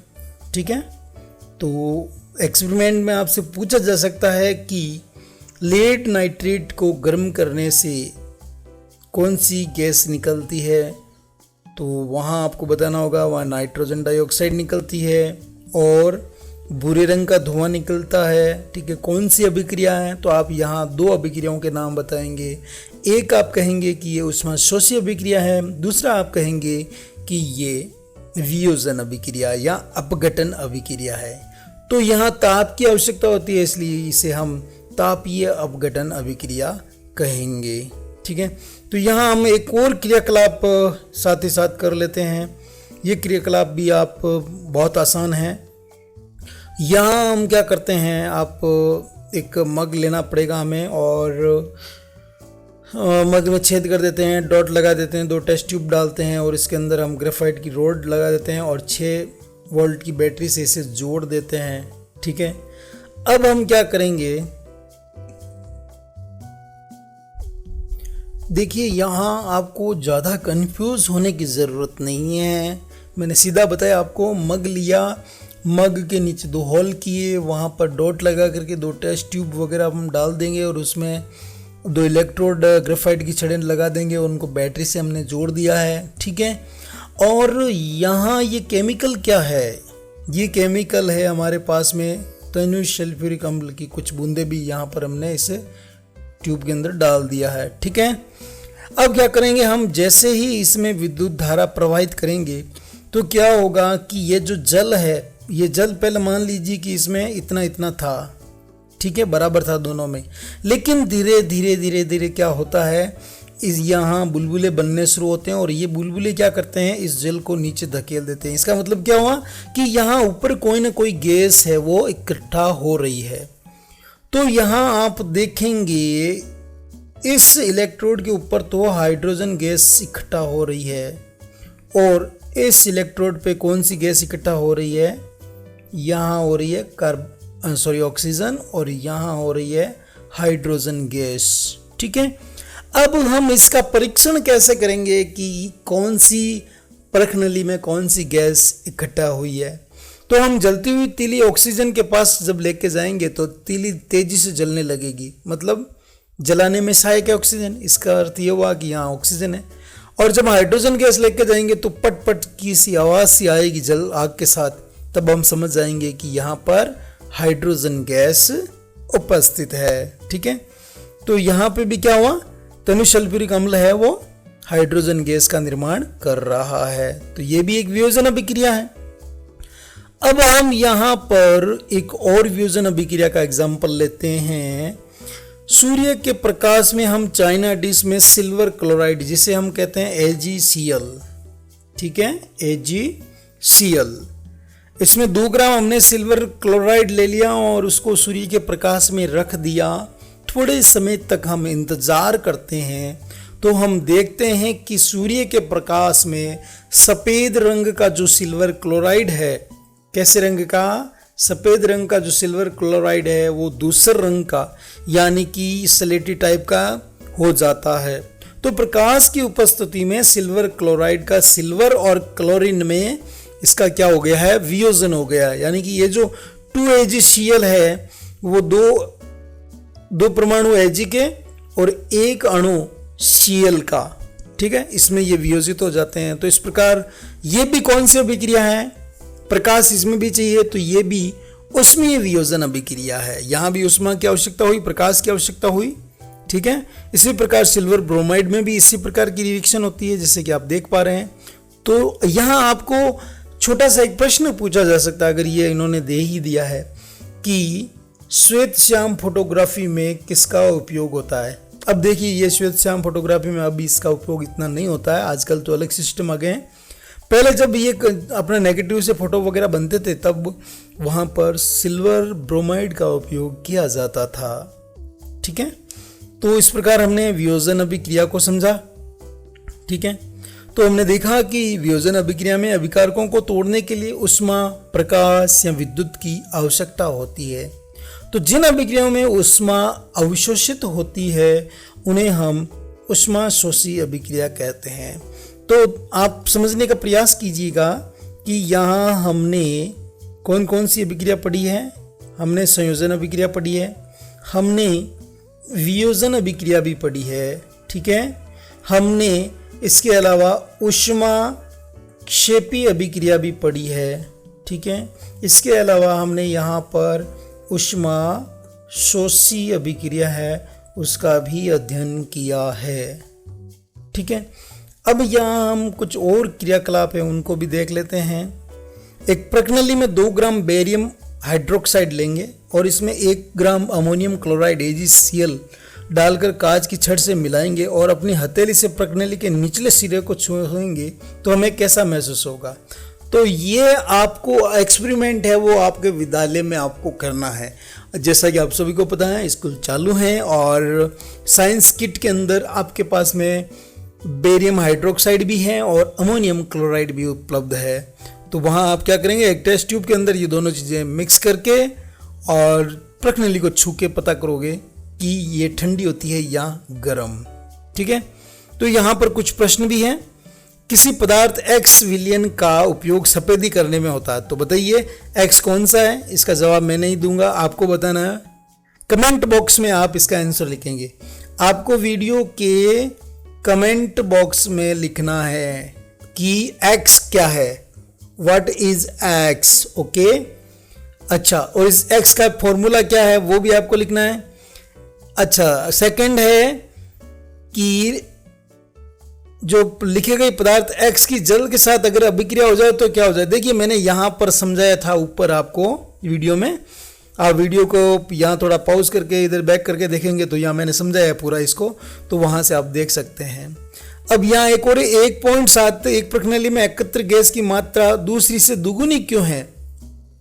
आप यहाँ मैं इसको थोड़ा स्क्रॉल अप करके बताता हूँ। यहाँ देखिए, यहाँ आप देखेंगे तो पता लगेगा कि ये जो स्थिति है यहाँ ये पानी को इतना विक्षेप कर रही है, हटा रही है, ये इतना हटा रही है, ऐसा क्यों?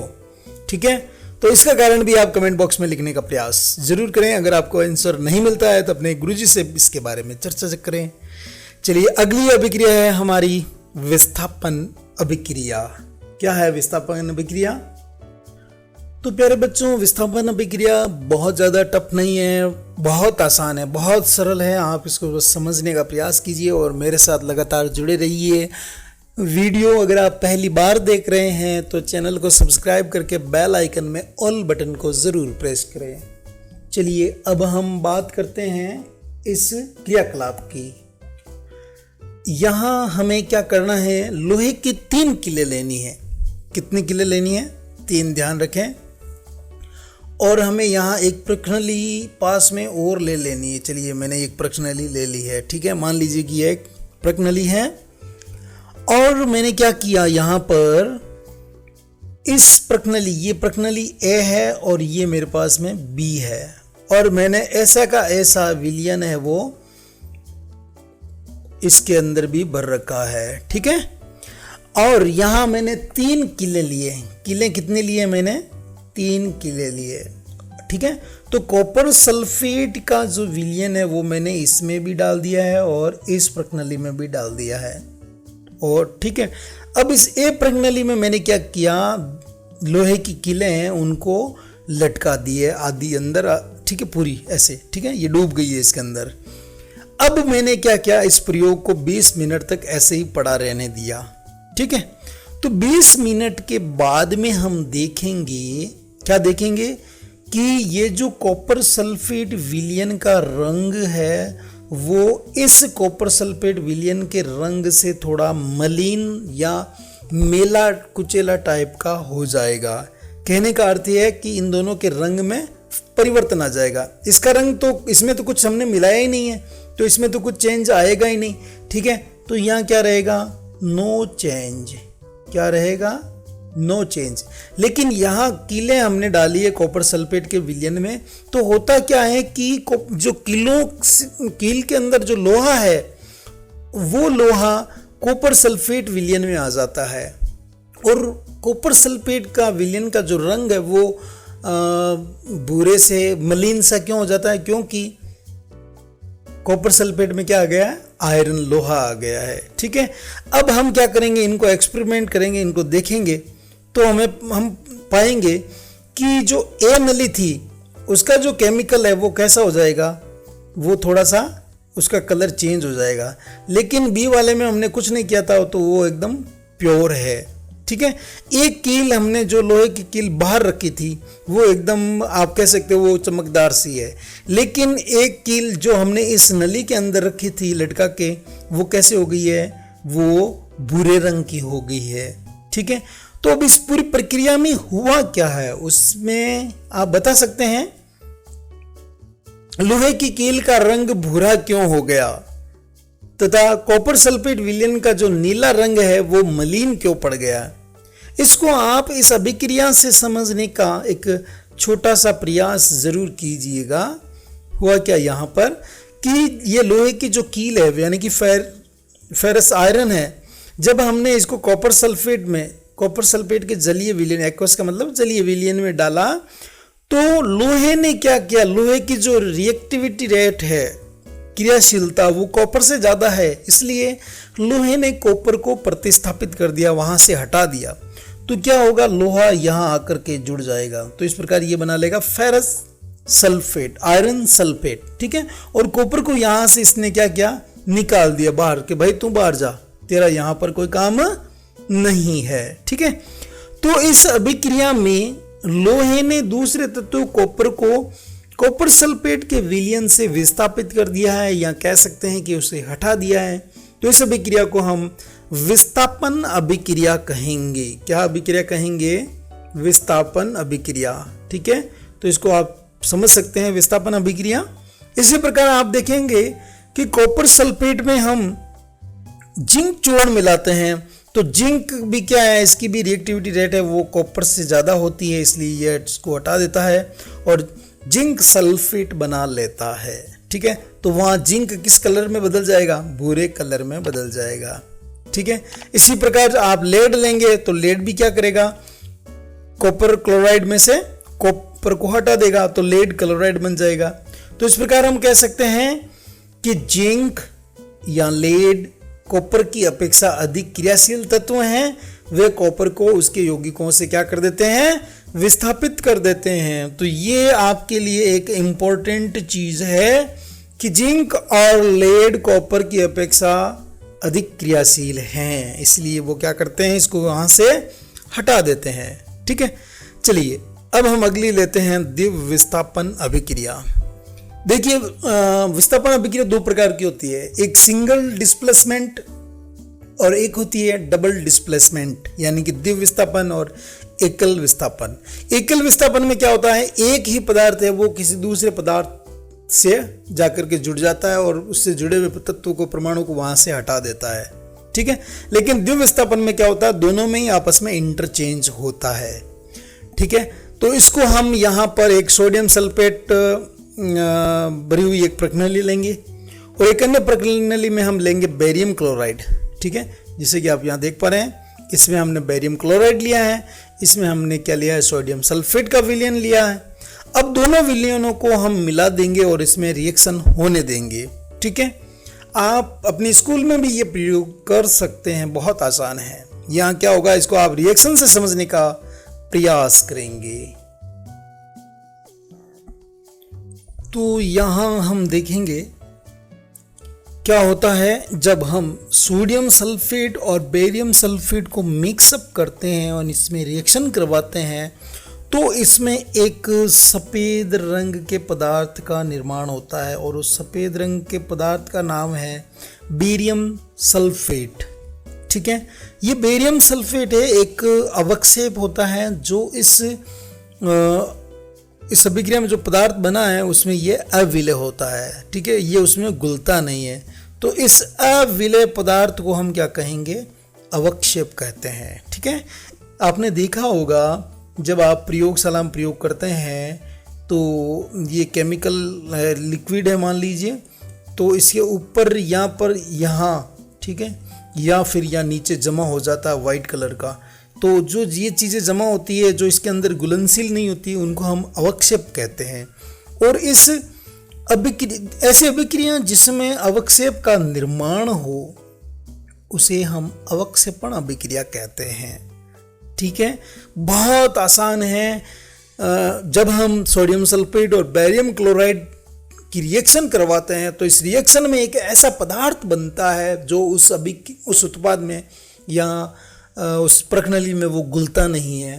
तो जो चीज़ें नहीं घुलती है उसको हम अवक्षेप कहेंगे वहाँ पर। और ये अवक्षेप क्या होता है, वाइट कलर का होता है जो बेरियम सल्फेट के रूप में होता है। और जिस अभिक्रिया में अवक्षेप का निर्माण होता है उसे हम अवक्षेपण अभिक्रिया कहते हैं। अब यहाँ देखिए ऐसा क्यों होता है कि जो बेरियम के डबल प्लस है, ऐसा क्यों होता है, barium double plus SO4 double minus की अभिक्रिया से BaSO4 के अवक्षेप का निर्माण होता है। एक अन्य उत्पाद लेते हैं जैसे सोडियम क्लोराइड का भी निर्माण होता है यहाँ पर, नमक है ना, जो विलयन में ही रहता है, मतलब इसके अंदर घुला हुआ ही रहता है वह, ठीक है।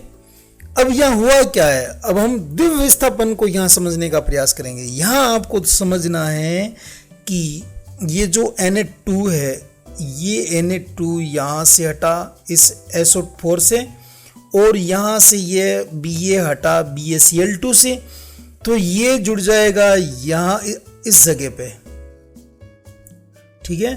BaSO4 आ जाएगा यहाँ पर, ओके, अंडरस्टैंड। और ये जो Na है, ये Na आ जाएगा इस Ba की जगह पे, ठीक है। तो जब इस प्रकार आदान प्रदान होता हो तब हम उसे द्विव विस्थापन अभिक्रिया कहेंगे। बहुत आसान है, द्विव विस्थापन अभिक्रिया किसे कहते हैं, ठीक है।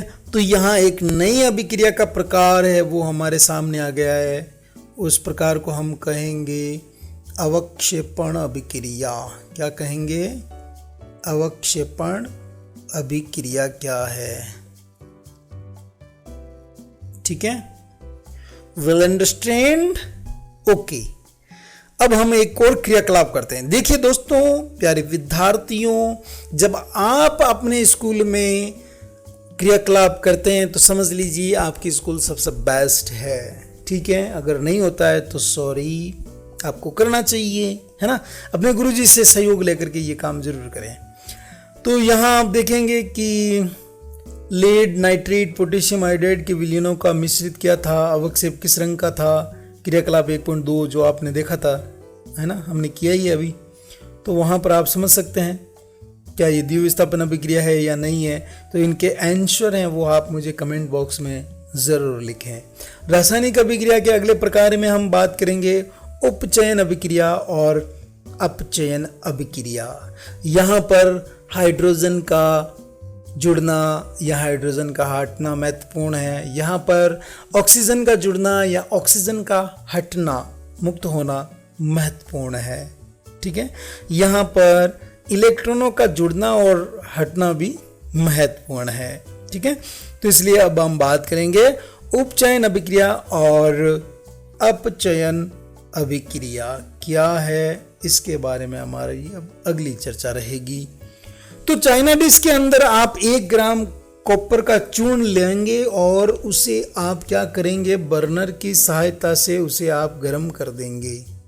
देख सकते हैं ये क्या है, चूर्ण है, किसका, कॉपर का, और बर्नर की सहायता से हम इसे क्या कर रहे हैं, गर्म कर रहे हैं, ठीक है।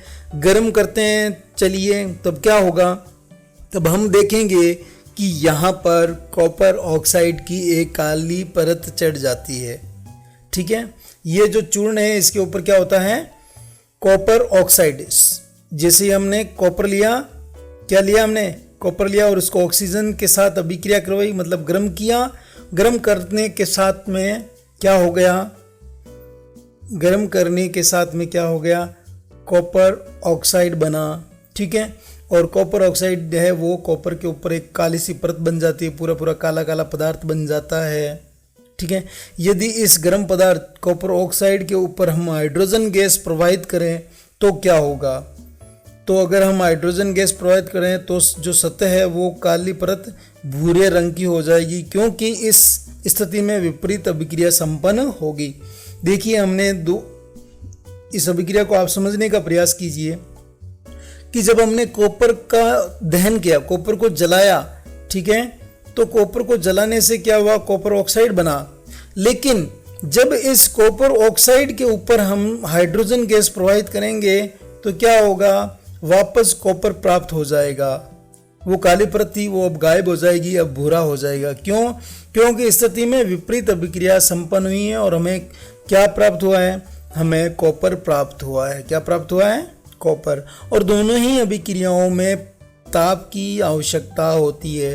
तो यहाँ आप कह सकते हैं कि ये उष्मा शोषी अभिक्रिया का एक एग्जाम्पल है। तो अभिक्रिया के समय जब किसी पदार्थ में ऑक्सीजन की वृद्धि होती है, यहाँ क्या हुआ, ऑक्सीजन की वृद्धि हुई है, केवल CO था, CO के साथ क्या जुड़ गया, O2 जुड़ा है। तो ऑक्सीजन की जब वृद्धि होती है तब हम कहेंगे कि इसका उपचयन हुआ है। तो आप यहाँ पर थोड़ा ये समझने का प्रयास करें कि उपचयन क्या है। उपचयन आपकी ऑक्सीकरण अभिक्रिया है। कौन सी अभिक्रिया है, ऑक्सीकरण। इसमें क्या होता है, इसमें ऑक्सीजन गैस जुड़ती है। ठीक है, इसको आप समझें। तो जब अभिक्रिया, जब उस ऑक्सीजन का उसमें से ह्रास हो जाएगा, ठीक है, जब जुड़ती है ऑक्सीजन तब तो कहेंगे उपचयन या ऑक्सीकरण। लेकिन जब ऑक्सीजन वहाँ से हट जाती है, कम हो जाती है, ह्रास हो जाता है, तब हम इसे कहेंगे अपचयन अभिक्रिया। कौन सी अभिक्रिया, अपचयन अभिक्रिया कहेंगे। ठीक है, रिडक्शन रिएक्शन कहेंगे।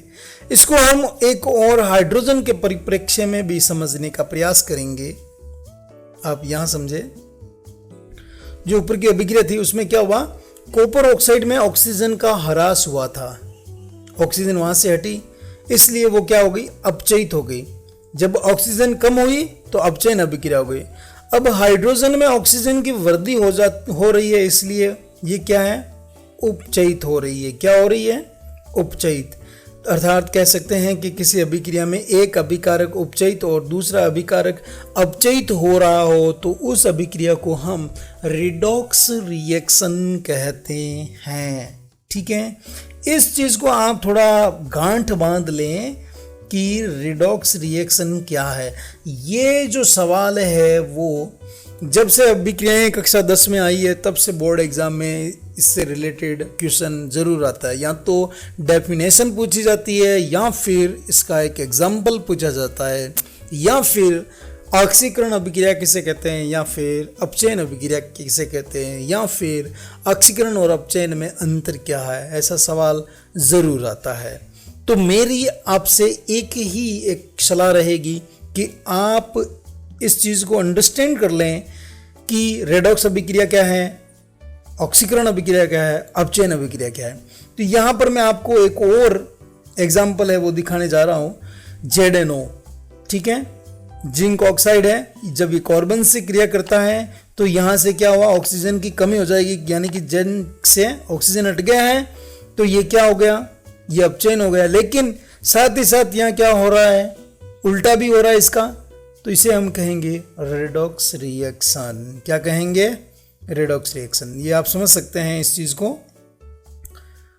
तो एक वहां ऊपर हमने बात की थी कि जब ऑक्सीजन जुड़ता है या हटता है तो क्या होगा। अब यहां हम बात करेंगे कि हाइड्रोजन जब जुड़ता है या हटता है तो क्या होगा। तो यहां हम इन एग्जाम्पलों में देखें, यहाँ वाले में, इसमें तो यहाँ क्या हो रहा है, हाइड्रोजन जुड़ रहा है। ठीक है, यदि किसी अभिक्रिया में पदार्थ का उपचयन तब होता है जब उसमें ऑक्सीजन की क्या हो, वृद्धि। उपचयन का मतलब हो गया ऑक्सीकरण।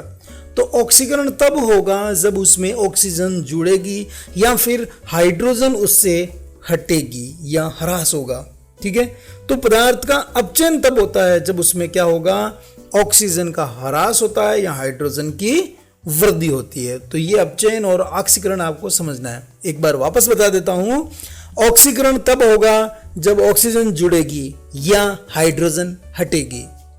अपचयन तब होगा जब ऑक्सीजन हटेगी और हाइड्रोजन जुड़ेगा। ठीक है, तो इस चीज को आप थोड़ा समझ लें बढ़िया बेहतरीन तरीके से। अगर आपकी समझ में नहीं आ रहा है तो आप कोशिश करें कि इसको आप वापस रिवाइज करें, वीडियो को बार बार देखें। क्रियाकलाप 1.1 मैंने शुरू में आपको बताया था, मैग्नीशियम रिबन वाला, है ना। उसमें क्या हुआ था, जिसमें एक चमकदार ज्वाला के साथ मैग्नीशियम रिबन का वायु में दहन होता है और ये श्वेत पदार्थ बनाता है जिसको हम मैग्नीशियम ऑक्साइड कहते हैं। इस अभिक्रिया में मैग्नीशियम का उपचयन हुआ है या अपचयन हुआ है, आप बता सकते हैं मुझे। क्या था, मैग्नीशियम था प्लस उसमें ऑक्सीजन जुड़ी, तो क्या हो गया, अपचयन हुआ या उपचयन? अब आप ही बताएंगे कमेंट बॉक्स में लिख करके। चलिए अब हम दैनिक जीवन में उपचयन अभिक्रिया के प्रभावों को समझने का प्रयास करेंगे। संक्षारण होता है एक तो, और एक होता है विकृत गंधिता। इन दोनों से संबंधित सवाल है वो छोटे से जरूर परीक्षाओं में बैठते हैं। तो संक्षारण को हम समझने का प्रयास करते हैं। आपने देखा होगा कि लोहे की बनी हुई नई वस्तुएं चमकीली होती है, लेकिन कुछ समय बाद में देखते हैं कि उनकी जो चमक होती है वो चमक धीरे धीरे भूरी सी हो जाती है, हट जाती है, खत्म हो जाती है। और इस प्रक्रिया को हम क्या कहेंगे, लोहे पर जंग लगना। आप देखेंगे कि बाजार से जब आप कील लेके आते हो तो एकदम नई ताज़ा फ्रेश चमकदार होती है, लेकिन जैसे ही वो समय के साथ पड़ी रहती है और कुछ समय बाद देखते हैं तो उस पर हम कांटा लगा हुआ, जंग लगा हुआ देखते हैं। ठीक है, तो ये जो जंग लगता है, इस जंग लगने की प्रक्रिया को हम क्या कहते हैं, संक्षारण कहते हैं। कुछ अन्य धातुओं में भी ऐसा ही परिवर्तन होता है। अब आपने देखा होगा चांदी या तांबे पर भी परत चढ़ जाती है। जब कोई धातु अपने आसपास अम्ल है या आर्द्रता आदि के संपर्क में आती है तब ये क्या होती है, संक्षारित होती है। ठीक है, इसकी मात्रा में कमी आती है लेकिन इसका वजन वो बढ़ जाता है। ठीक है, तो इस प्रक्रिया को हम क्या कहते हैं, संक्षारण कहते हैं। चांदी के ऊपर जो काली परत और तांबे के ऊपर हरी परत चढ़ना, ये भी संक्षारण के उदाहरण हैं। मैंने कई किताबों में ऐसा पढ़ा है कि चांदी के ऊपर परत जम जाती है तो वो संक्षारण नहीं है, वो भी संक्षारण है। संक्षारण के कारण ही क्या होता है, कार के ढांचे, पुल, लोहे की रेलिंग, जहाज, धातु, विशेषकर लोहे से बने वस्तुओं में बहुत ज़्यादा क्षति होती है, हानि होती है, लॉस होता है। लोहे का संक्षारण एक गंभीर समस्या है। क्षतिग्रस्त लोहे को बदलने में हर वर्ष अधिक पैसा खर्च होता है। ठीक है, इसके बारे में हम तीसरा जो अध्याय लेंगे उसमें हम चर्चा करेंगे।